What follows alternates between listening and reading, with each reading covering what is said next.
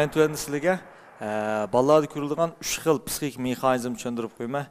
Buni birinchisi nimasi ideallashtirish. Ideallashtirish degan nimasi har qanday bola kichik davrdan boshlab ota-onasini mukammal obraz qilib, ota-onasining rolini o'tashga, ota-onasining xarakterini yuqishtirishga boshlaydi. Shunga bir oilada dada bilan onaning masalalarga qanday muomala qilishi, masalalarni qanday bir taraf qilishi, bir-birisiga bo'lgan muomalasining hammasi amaliyotda bolalarda shu balani shu ota-onasiga nisbatan o'rnak elishni keltirib chiqaradigan gap. Biz buni odatda ideallashtirish deymiz. Ikkinchisi yo'tkash. Yo'tkash degan nima degan vaqtda yo'tkash deganimiz biz bundaq o'ylaylik. Masalan, bir oilada 4 odam bo'lsa, 2 farzand va uning ota-onasi bor. Demak, bu 2 farzandning ichidagi ma'lum birisi bu oilada o'sib cho'ng bo'lish jarayonida faqat 3 odamni ko'rib cho'ng bo'ldi. Dada, ana, andikin o'zining aksi, achisi yoki singlisi. Demak, bu bolaning mush kallasida mush 3 odam bir qilibni shakllantirdi. Uch qilib bor degan gap bu odamda, bu balda. Endi bu bal keyin jamiyat chiqqan vaqt qanday qildisa, barliq odamlarni mush uch qilib selib tushundi. Yoki bu qilibga tushimiz shu degan vaqtda tortib onunğa söylep ekirdiği aşılar şekillendi.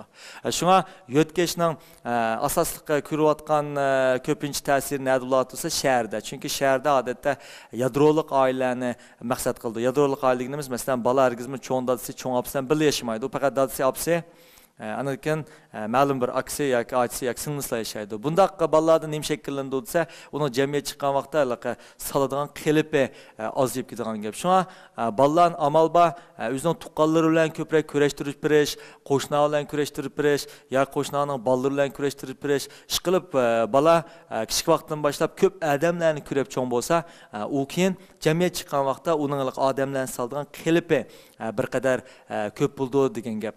Masalan, ba'zilar uyda to'liq qilib shakllanmagan vaqtda qanday bo'lishi mumkinsa, balkim u o'zining boshlig'ini yoki xo'jayinini dadasiga o'xshatib berishi mumkin. O'qituvchisini onasiga o'xshatib berishi mumkin. O'zining xizmatdoshlarini ma'lum odamga o'xshatib berishi mumkin. Hatto u o'zining keyin to'y qilgan juftini yoki o'zining rafiqasini deb qo'yamiz, uni uydagilarning ichidagi ma'lum birisiga so'rab kelish mumkin. Bu odatda ayollarda ko'p uchraydi. Ayollar doim o'zining yo'ldishini o'zining dadasining xarakteriga moslashtirishni xohlaydi. Dadasi, opasi qanday muomala qilgan bo'lsa, yo'ldishiningmi o'ziga shundoq muomala qilishni talab qilib oldi. Ercho deganda ermo o'zining ayolini doim o'zining opasiga o'qishni umid qiladi.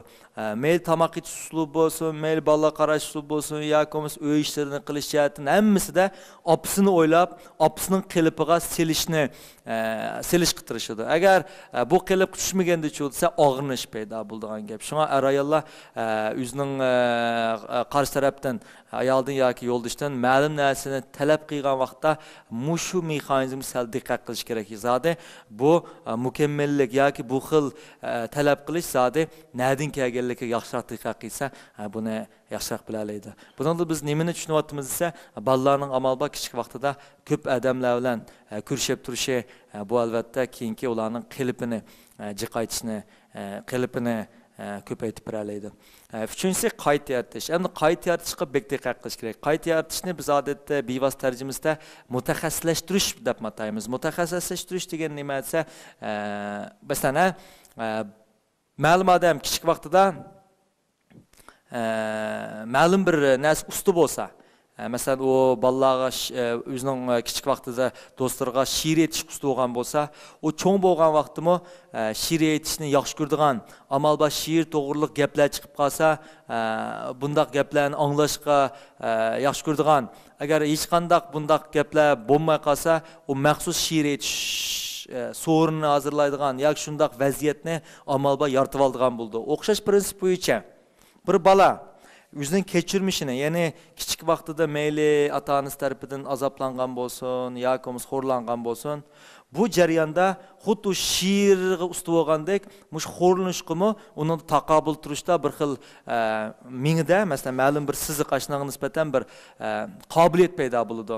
Bu qobiliyatni cho'ng bo'lgan vaqt qanday qiladi desa, xuddi she'r usta odam keyin she'r muhit yaratgandek, bumi xo'rlanish muhit yaratib turib oldi. Yoki buni texnik tafsiliy deb bersam, bir qiz ne kichik vaqtida aksi yoki dadisi urgan bo'lsa, xo'rlagan bo'lsa, bu qiz cho'ng bo'lgan vaqtda nima ish qildi desa, yanlam mush qizni xo'rlaydigan yoki ko'pincha tillaydigan, urdigan ma'lum bir odamni topidi, shuni ular to'y qilib kelish mumkin.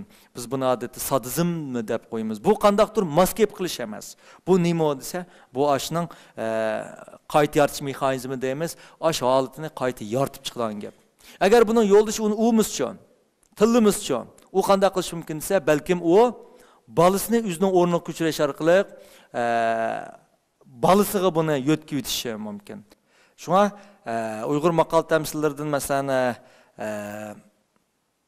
qizvalni us bo'lmaydi, baxtsiz bo'lib qoldi degan gapning albatta nurg'un ilmiy asosi bo'ldi. Chunki u kichik vaqtida akasi yoki dadasi tarafidan tayoq yegan bo'lsa, bu uning kallasini nim shakllantirib qo'ydi desa, qayta yaratish mexanizmini shakllantirib qo'yib, u cho'ng bo'lgan vaqtimi shu xil holatni, shu xil so'rinni hozirlaydigan holatga tushib qolgan gap. Hamda ma yo'tkashda ba'zi cho'nglarmi ishlatib qoladi. Masalan, bir anını kichik vaqtida apsi to'xtamay tilgan bo'lsa, yoki dadasi tilgan bo'lsa, yoki o'zining kichik vaqtida ma'lum odam o'ch bo'lib qolgan bo'lsa, balkim bu ana cho'ng bo'lgan vaqtda bolasini o'z ayni vaqtda o'ch bo'lgan odamning o'rniga dasib turib, uni vaqirab ketish mumkin. Ba'zi ayollar, ba'zi onalar bolalarga shundoq vaqirab, haqiqiy cho'ng odamga o'xshash muomala qilib, uni tillab, o'zini tutulamagan holda ayblab ketadi. Keyin, ajab men bolamga bundoq vaqirab ketdim deb, o'zi bir xil gunoh tuyg'usi shakllandi. Amaliyotda buni nereden ko'ramiz desa, ana balık aşındaq vaqırgan vaqtda yaxshi o'lish baxsi bo'ldi. Zodi bu vaqirash balaning aş xatolikqa vaqiratamdi yoki bala shu ananing balliq davridagi o'zi o'ch ko'rgan yoki uni azoblagan ma'lum odamga yo'tkilib qilyaptamdi. Agar buningga diqqat qilmagan vaqtda ba'zida balalarning kichik xatoligida ularga rasmiy odamga muomala qilgandek uni ayiblash holatlarimi mushundan kelib chiqadigan bo'ldi. Undan boshqa bir misol ko'rsatsam, masalan, bir bala kichik vaqtida doim ota-onasining jidilini ayirib cho'ng bo'lgan bo'lsa, masalan, ota-onasidan dadasi urushidi, bu bala ayrıydı. Onasidan dadasi urushidi, bu bala ayrıydı. Bu bala üsbitlab cho'ng bo'lgandicha, cho'ng bo'lgan vaqtda balkim balasini o'zining balliq davriga moslashtirib, qasdan bu qasdan degani ham ularga o'zi bilib emas, yushin engida qasdan ayoldan uruşudu. Ayollar uruşkanda balisi bunu acırtıdı. Demek o ötmüşidiki ballık devrdeki şu haletini kayıtını yaratıp aladı. Demek o bilip bilmey ayollar uruşudu. Ondan balisi ulanı uruşunu acırtıdı ya komisa uruşunu bir taraf kıldı. Demek bu da bunu nereden keltirip algan buluşu mümkün ise küçük vaxtıdaki yüzünün aş muhitini kayıtı şekillendirdi. Şuna bu xil yötkeş, qayta yaratish degan bu mexanizmlarga biz yuksak darajada ahamiyat bermasak, ba'zi o'zimiz bilib bilmay ba'zi xatoliklarni sodir qilib qo'yishimiz mumkin.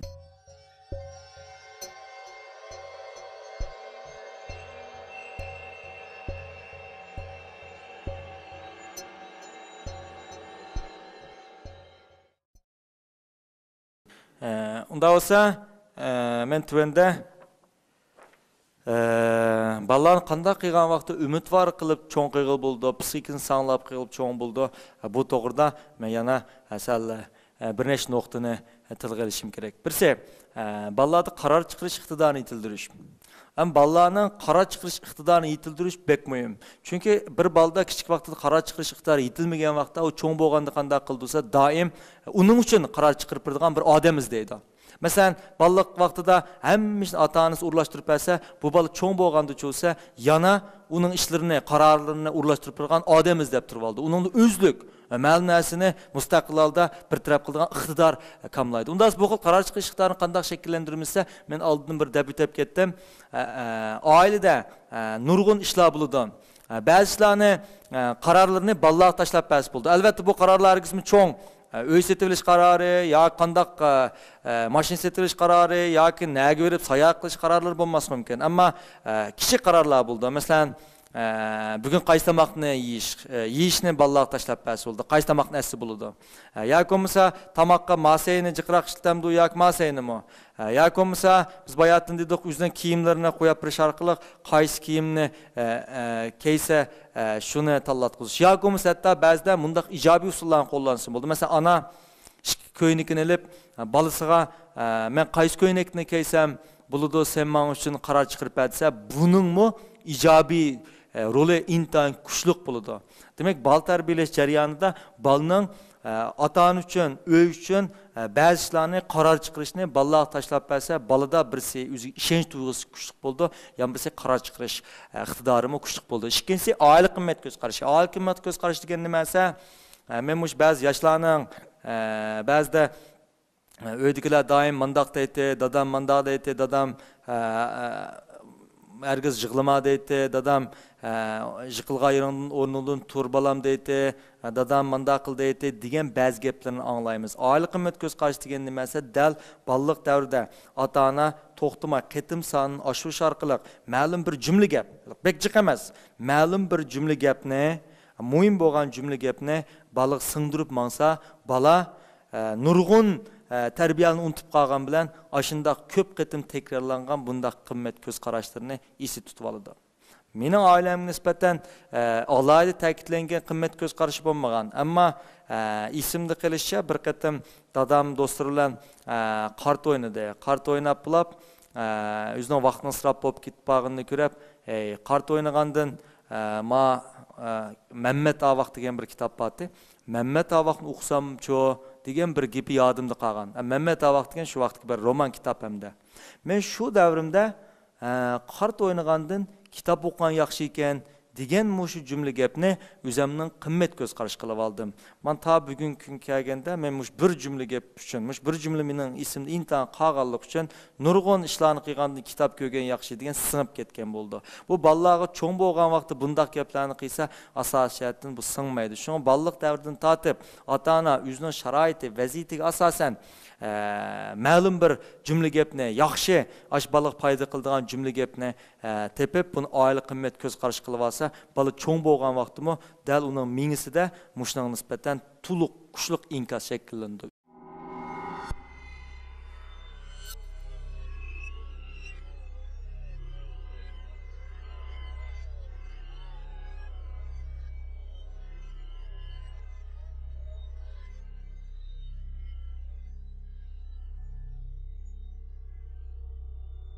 Üçüncüsü aile qoidalari. Endi aile qoidalari degan nima esa bunaqa qoidalarning uzun tusi bo'lmaydi. Buni amalda 7, 8 yoki bekchi qovus 10 turli qoida qilib, buni to'nglat qo'lamdi yoki tezroq bo'lamdi chaplab qo'yish kerak. Bu qoidalar masalan tomoqni manda vaqt yeyish, maoshni madam qilish, oshni ma qilish deganda qoidalar. Ammo bu xil oila qoidasida diqqat qiladigan nima esa ota-ona buni tuzib qo'yib ota-ona agar xiloflik qilsa, bu oila qoidasi aks ta'sir berdi. Shunga ota-ona chuqum o'zini yaxshi dangsab baqib, agar shu qoidaga o'zin bo'ysun olsa, bu qoidani tuzish kerak.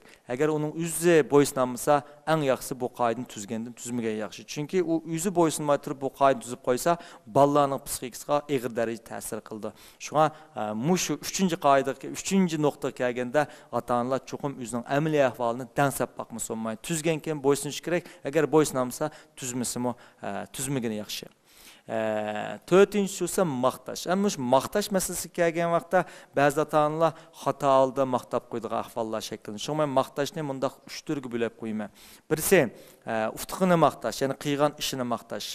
Yana birisi ma'lum ishni qilish jarayonidagi tirishchanligini maqtash. Uchinchisi o'zining kimligini maqtash. Undan men buni ayrim-ayrim tushuntirib qo'yay. Qilgan ishini maqtash degan nima esa, bola ma'lum ishni qilsa, buni maqtash, hatto uni mukofotlash. Biz oldingi vaqtlarda bu to'g'ri so'zlagan. Unda buni qaysi yoshgacha qilsa bo'lsa, 6 yoshgacha mush maqtashni ishlasi bo'ldi. Ya'ni qilgan ishini maqtab bersa, bolaning ishga bo'lgan ishtiyoqi zo'r darajada oshadigan gap. Uningdan ikkinchi esa biz tirishchanligini maqtaymiz. Chunki doimlar uning natijasini maqtab bersa, ba'zi balda nim shakllanib qoldi-sa, ma'lum ishni qilishga jur'atsizlik shakllanadi. Chunki men mushti qilsam, futu qozonmay qolsam, meni maqtamaydi degan tuyg'u shakllanib qoldi. Bunda vaqtda bolalar bu ishni qilmayli qutulib qoldi ahvollar bo'ldi. Shunga maqtashning ikkinchisi nima esa, tirishchanligini maqtash, jarayonini maqtash. Ya'ni ma'lum ishni mayli qilasin, qilanmasin, ashuni qilganga tirishqanligini maqtash. Chunki bir balaning yoki bir insonning keyin muvaffaqiyat qozonishi nim bilan bog'liq bo'lib qoldi bo'lsa, uning tirishchanligi bilan. U necha qatdan mag'lub bo'lib ketsimi, u tirishni bilsa, u g'alba qilmaydigan hech qanday ish bo'lmaydi. Masalan, Edisonni misolga olsak, Edisonning lampochkaning qilini tepish jarayonida necha 100 qatdan mag'lub bo'lib ketdi. Uning shogirdi deydi, bu biz necha 100 qatdan buni topdik. Mush tepish jarayonida mag'lub bo'ldik. Biz eng yaxshisi voz kechilsa, Edison nim deb javob berdi-sa, bizning har bir qatdan mag'lubiyatimiz amaliyotda bir xato lampochkaning qilini og'rib chiqdi. Demak, biz to'g'risi qarab ketib boramiz degan. Demak, ballada tirishchanlik maqtab bersa, tirishchanlikqa intilish shakllandirsa, u hamon bir kuni muvaffaqiyat qozondi. Biz buni odatda tirishchanlikni maqtash deymiz. Uning natijasilarini apilishib olmaslik. Bu xil holatda ba'zi bolalarning o'rganishni ilga surishga foydasi bor. Chuqumli natijasini maqtagan vaqtda bolalar men bayotin dedim, ma'lum narsani qilishga jur'atsizlik kelib chiqadi. Agar tirishchanlikni maqsad bo'lsa, u bilanmisimi, hamon tirishib keyin hamon biladi, tirishib keyin hamon muvaffaqiyat qozondi. Uchinchisi nima degan vaqtda, uchinchisi kimligini maqtash. Bu kimligini maqtash degan nimasi? Osh bolaning bir individual ekanligi, individualligimiz boshqalarga o'xshamaydiganligi. O adamın aşbalının bir xasligi, dünyada aşındaq adamdan faqat birisininla bağlıqı.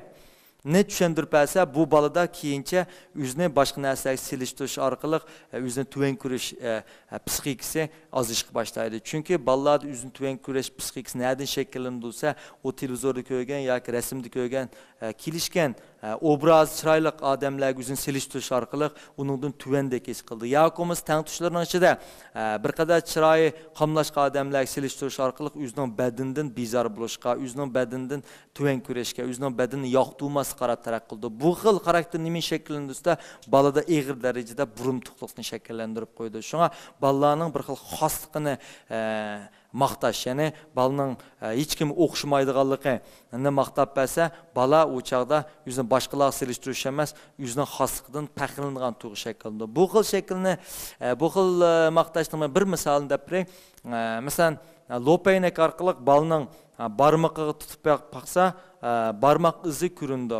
Ondan o'zining barmog'ini, opasining barmog'ini, ondan keyin bu balaning do'stining barmog'ini birga selishtirish orqali hech kimning barmoq izining bir-birisiga o'xshamaydiganligi, bu barmoq izining o'xshamagandek odamning hech qanday odamdan o'xshab qolmaydiganligi, farqlanib turadiganligi, har bir odamning mush dunyoda bir xos ekanligini tushuntirib beralsa, o'chaq bu balada bir xil yuksak individuallik shakllanadi. Bu individuallik, ya'ni boshqalardan farqli bir xil xoslik amaliyotda odamga eng zo'r ishonch paydo qiladigan narsa. Qachonda odam o'zini boshqalarga selishtirishga boshlagandan tortibla, uningda beoromlik yoki psixik besim, biz oldingi so'zladik, shakllanishga boshlaydi. Shunga uchinchi xil maqtash nima esa, o'zining kimligini maqtash. Hamda buning ichida bir salbiy maqtashdan birisi bor. U bo'lsa, balaning aloyligini maqtab qo'yish. Balaning aloyligini maqtab qo'ysa, qaramoq to'g'ridek turgan bilan amaliyotda balaning kichik vaqt shakllangan ba'zi aloyligi cho'ng vaqtida yo'qolib ketishi mumkin. Masalan, bir bala kichik vaqtida naqsh aytishqisi bo'lsa, uni naqsh aytib maqtab qo'ysa, bu cho'ng vaqtida yo'qolib ketadi. Yo'qolib ketganda balda og'ir darajada besim shakllanib qolgan gap. Yana bir xato maqtash nimasi, balani ota-ona do'stlarining dostları bayağıdan maqtab qo'ysa, balada ig'ir darajada besim shakllandi. Nurg'a ota-onalar o'zining balalardan faxrlanib ketib, do'stlarining yanında bali bor vaqtida bu balni maqtab qo'ydi. Amaliyot bu xil maqtash balda ig'ir darajada psixik besim shakllandi. Shunga mushundaq maqtashlardan amal bor saqlanish kerak. 5-chi nuqta nima esa, salbiy badan obrazi. Salbiy badan obrazini oldin bir deb o'tib ketdim. Hargizmo balalarning badanini misol qilib, uni zangli qilmaslik kerak. Hem de hazırki şu meyli mekteplarda bolsun, mey tanışlar arasında bir načar illet var. Ballağa, bedeni misal gelip, lakam koyup koyduğu ahval. Muşu, balada iğir derece psixik təsir peyda qıldı. Bununla her qaysı uqtuşlarım alayı dikkat qilish kerak bu xil terbiyege. Ata-ana texmi diqqat qilish kerak. Endi biz birdan-bir qutlanmaygınımız nimasi, o tang tuşlarning bir-birisining badanini misol qilib, bularni 5 birlashib olib, birisini zangli qilib qo'ygandikinlar balda ig'ir darajada zibeygan deb qo'yamiz, o'zini tuven kurash, o'zini ayiblash tuyg'usi paydo bo'lib qoldi. Bu xil tuyg'u eng oxir nimani paydo qildi bo'lsa, balda xamushlikni, boshqalarning o'rlishni yaxshi ko'rmaydigan, o'zini kamtik o'ylaydigan ba'zi psixika hodislarni paydo qilib qo'ydi.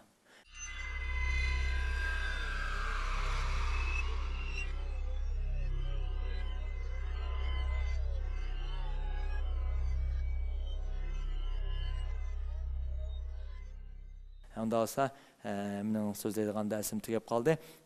Agar so'moqchi bo'lgan savolinglar bo'lsa, o'tirib qo'ysam bo'ldi.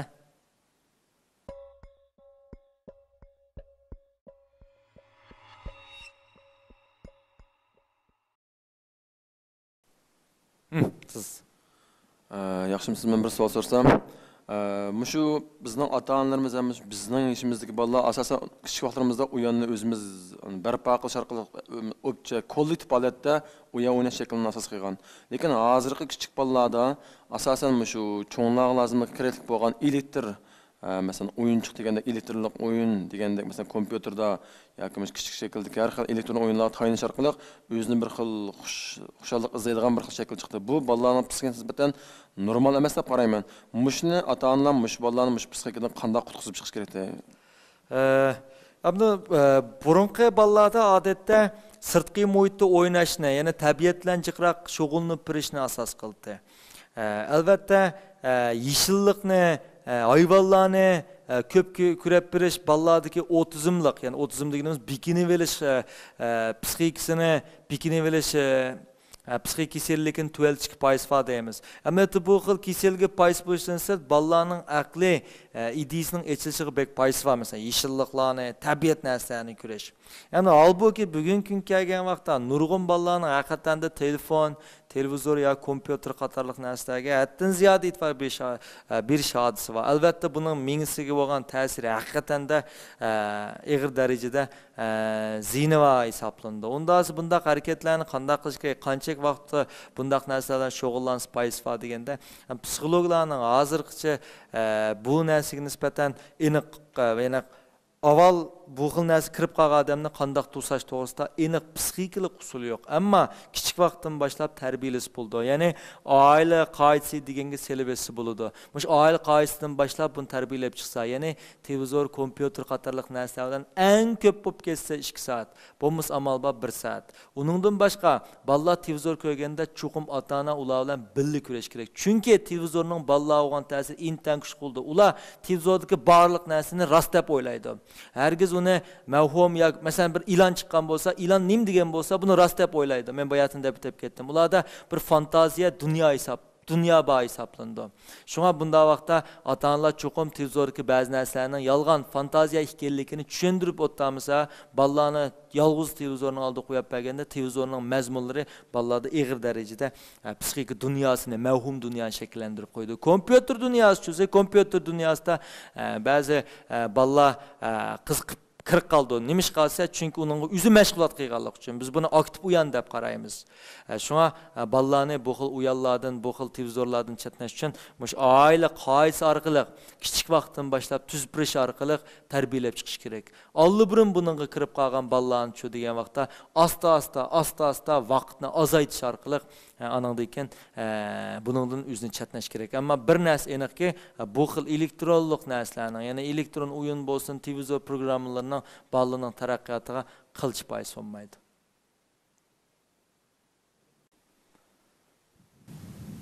Siz. Assalomu alaykum Ali muallim. Nurg'unlagan ota-onalar o'zining farzandining kelgusida intayin talantli bir odam bo'lib chiqishini, yaramli odam bo'lib chiqishini umid qildi. Ham ularniki kichigidan boshlab ma'lum bir narsaga bo'lgan qiziqishini qo'zg'ab, ularniki talant hujayralarini qo'zg'ashga intayin bir xil qiziqdi. Ham mush to'g'riliq izdindi. Sizningcha mush to'g'riliq bir yaxshi bir usullar bormi? Bolalarning ma'lum narsa bo'lgan qiziqishini qo'zg'ash uchun mundaq 4 savolga javob berish orqali qo'zg'is bo'ldi. Birinchidan, bola ma'lum ishni qiziqtirish uchun avval bolada oshni qila olamdi, qilolmamdi ideyasini o'tkazish kerak. Nurg'un bolalarning ma'lum narsa qiziqmas sabab uni qilolmayman deb o'ylaydi. Birinchi savol chiqdi. Ya'ni ashni qila olamdi, qilolmamdi deganni qoyil qilish kerak. Ya'ni bolaga ashni qila oladiganligini ishontirish kerak. Bu birinchi bosqich. Ikkinchisi esa nimishqa ashni qiladi? Buna javob berish kerak.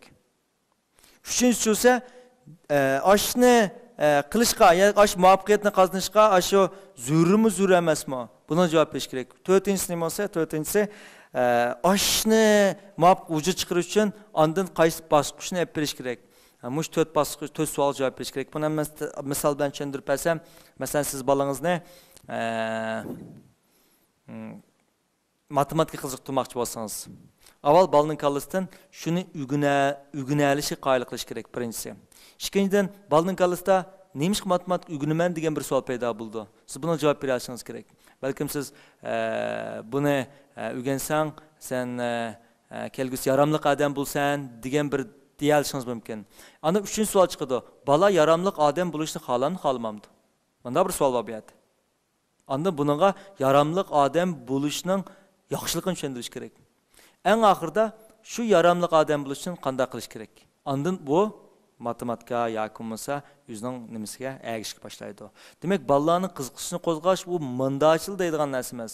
Mush 4 savolga biz to'liq tafsiliy javob bera olganda, bolaning kallasini o'tganda, ondan uningda men bayatni dedim, dopamin to'liq qo'zg'aldi. Dopamin qo'zg'algan vaqtda uni men mukofotlamsiz, uni yoki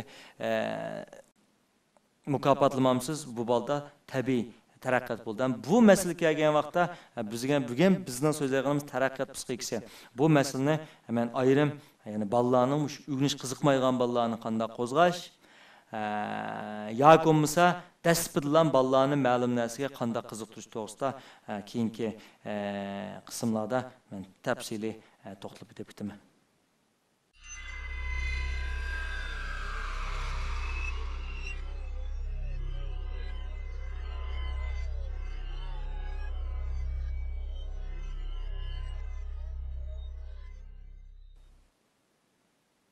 Bundan bugünkü dersimiz müşahede ayaqlaşdı.